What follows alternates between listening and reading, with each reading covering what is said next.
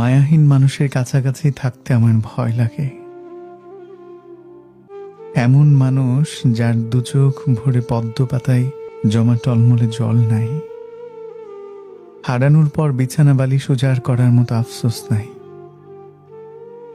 এমন মানুষে আমার ভয় লাগে যে তীব্র আঘাত দেওয়ার পর দিব্য অন্ধকার ঘর আগলে একা বসে থাকতে পারে। কারো চলে যাওয়ার দিন মেনে নিয়ে এক বাটি তরকারি মেখে ভরপেট ভাত খেতে পারে।